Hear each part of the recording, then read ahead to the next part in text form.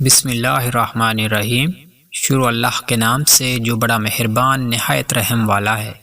حضرت صفوان بن اسال رضی اللہ عنہ بیان کرتے ہیں، کسی یہودی نے اپنے ساتھی سے کہا، ہمیں اس نبی کے پاس لے چلو، تو اس نے اپنے ساتھی سے کہا، تم نبی نہ کہو، کیونکہ اگر اس نے تمہاری بات سن لی تو وہ بہت خوش ہوگا۔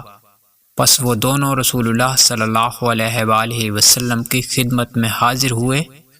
تو انہوں نے واضح نشانیوں کے بارے میں آپ سے دریافت کیا، تو رسول اللہ صلی اللہ علیہ وآلہ وسلم نے فرمایا، تم اللہ کے ساتھ کسی کو شریک نہ بناؤ، نہ زنا کرو، نہ کسی ایسی جان کو جس کا قتل اللہ نے حرام قرار دیا ہے، اور نہ کسی بے گناہ شخص کو کسی صاحب اقتدار کے پاس لے جاؤ کہ وہ اسے قتل کر دے، جادو کرو، نہ سود کھاؤ، پاک دامن عورتوں پر تہمت نہ لگاؤ، نہ مارکا کے دن میدان جہاد سے پیٹھ پھیر کر بھاگو،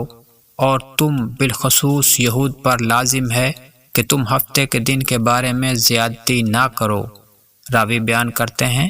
ان دونوں نے آپ صلی اللہ علیہ وآلہ وسلم کے ہاتھ اور پاؤں چومے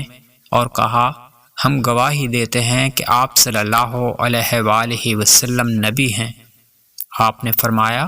تو پھر کون سی چیز تمہیں میری اتباع نہیں کرنے دیتی؟ انہوں نے عرض کیا، داؤد علیہ السلام نے اپنے رب سے دعا کی تھی کہ نبوت کا سلسلہ اس کی اولاد میں جاری رہے، اور ہم ڈرتے ہیں کہ اگر ہم نے آپ صلی اللہ علیہ وآلہ وسلم کی اتباع کر لی تو یہود ہمیں قتل کر دیں گے۔